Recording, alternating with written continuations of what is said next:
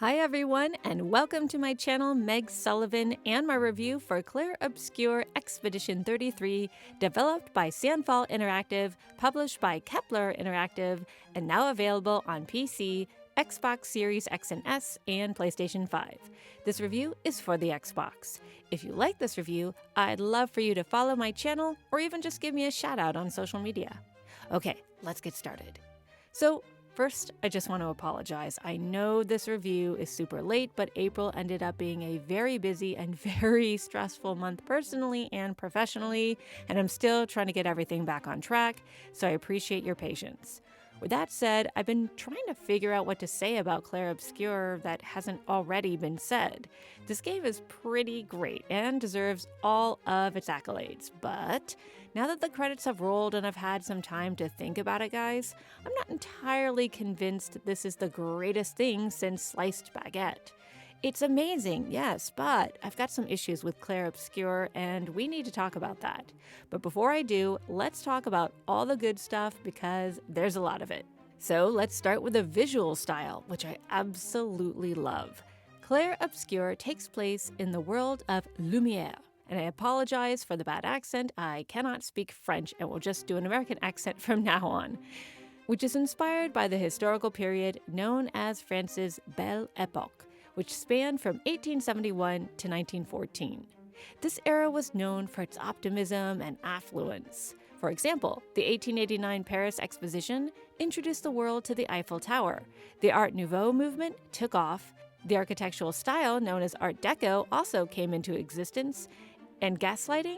No, not that kind, I mean literal gas lighting, became the reason why Paris is still known as the City of Light. But in Clair Obscur, this dreamy era is seen through a distorted lens, or perhaps it'd be more accurate to say a smudged canvas. The Eiffel Tower looks like it's melting, a beautiful manor decorated in the Art Deco style is dark and ominous, and gaslights are scattered about haphazardly. This creates a beautiful, haunting atmosphere full of light and shadow, or Clair Obscur, a nod to a style of painting that started in the Italian Renaissance and was later used by artists like Rembrandt and Renoir. It's eerie and stylish and ties into the game's theme of grief and loss and trying to break the cycle of despair. But the world isn't the only stylish thing in the game. There's also fabulous French fashion. In Clair Obscur, you can collect different hairstyles and outfits, and they're pretty amazing. And hey, the style even extends to the combat UI, which is both a nod to the stylish combat wheel of Persona 5, but also a nod to painting. You can see the brush strokes that make up each line of the battle wheel, and it's very, very clever. Art and painting are everywhere in this game. Heck, there's even a character called Renoir. Now, since I'm talking about the visual style, I also want to give a shout out to the audio design, which is excellent. And the soundtrack, it's so pretty. Okay, now this part might be controversial, but believe it or not, I'm not quite as sold on the quality of the English voice acting. Do not get me wrong. I love Charlie Cox, I love Ben Starr, I love Jennifer English, we must protect Andy Serkis at all costs, etc., etc., but I sometimes felt like they weren't always totally competent in their reads, like they didn't have a sense of what was going on. And for that, I don't blame them, I blame the voiceover director, who I don't think was able to get across whatever it is they were trying to get across to the actors. I also think the problem lies in the writing, which quite frankly isn't very good in places. But we'll get to that when we get to the story. For now, let's talk about the best part of the game, the RPG mechanics, starting with the combat. Clair Obscur is a turn-based RPG, but with quick-time events. Think The Legend of Dragoon.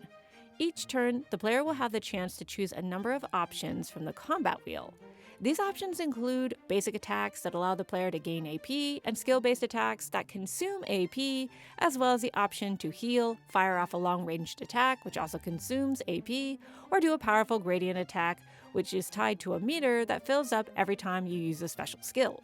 Now, all of this is pretty par for the course when it comes to RPGs, but the reason this combat system is so good is because of the way that everyone's skills sync up and synthesize with each other. There's a kind of workflow to it that really works. For example, Mael has different sword stances that give her all kinds of cool buffs, which get stronger if she pops off certain skills in a specific order. So for example, if Mael uses her degagement skill to burn enemies and follows up with her swift stride attack, it forces her into virtuose stance, and I don't know how to pronounce any of these words, which results in Mael's damage output going up to 200%.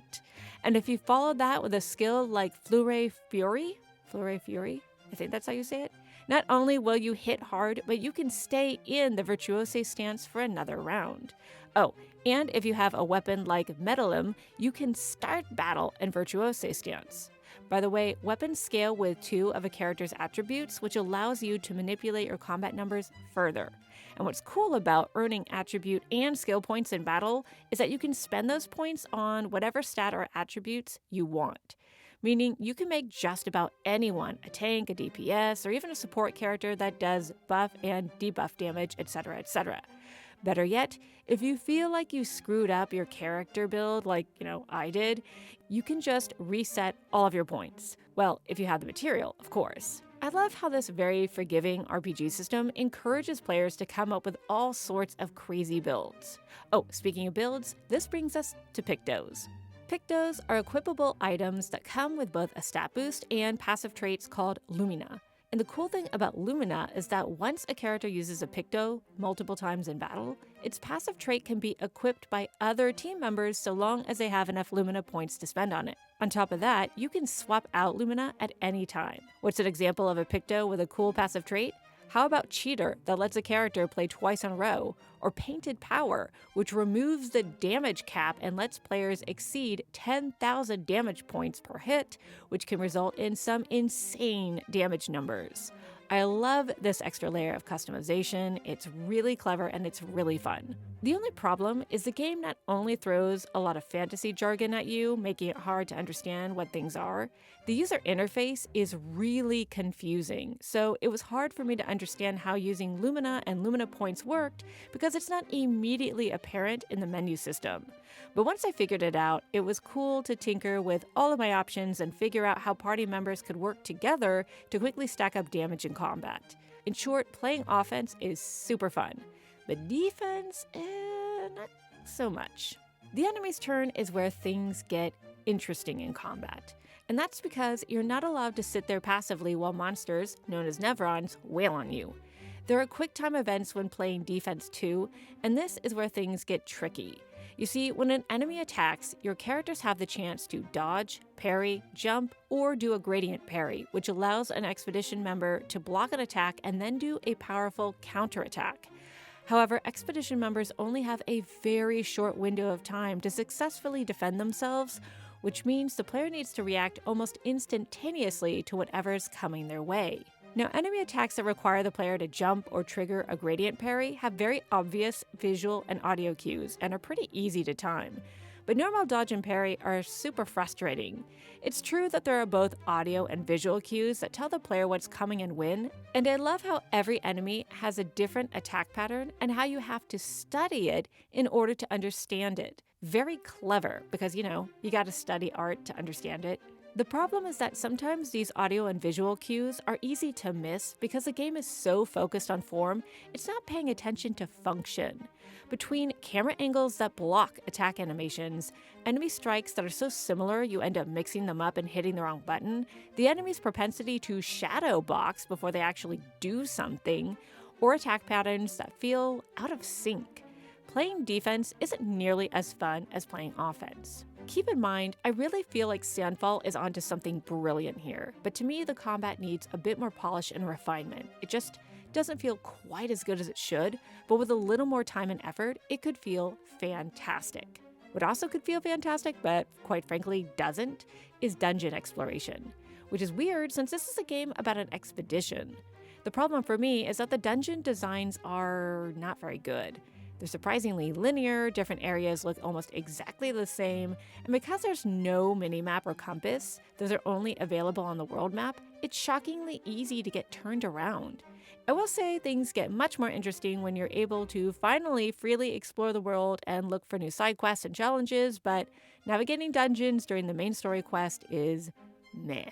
With that said, let's talk about the thing that disappointed me the most: the story.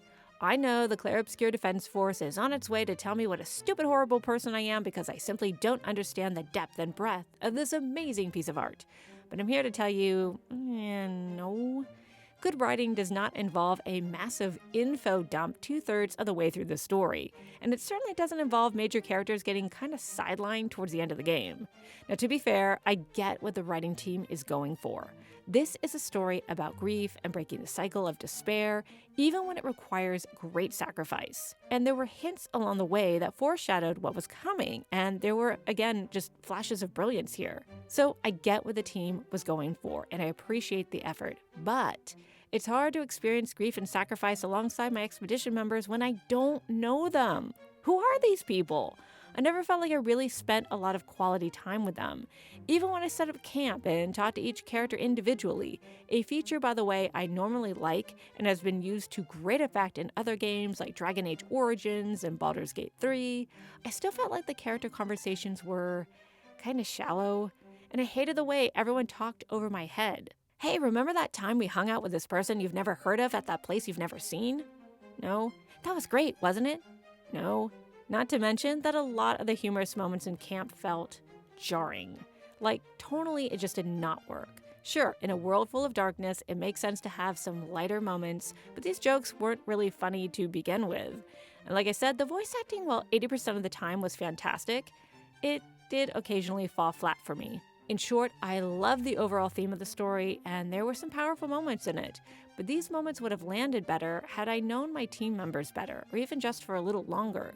But you know what? That's just my opinion. What did you guys think of the story? What did you think of the combat? What did you think overall? For me, this is a game with flashes of brilliance. It's a game with a lot of style, a lot of heart, and a lot of great concepts. It just needed more time and polish to make it the best it could be. Thanks so much for watching, guys. See you later.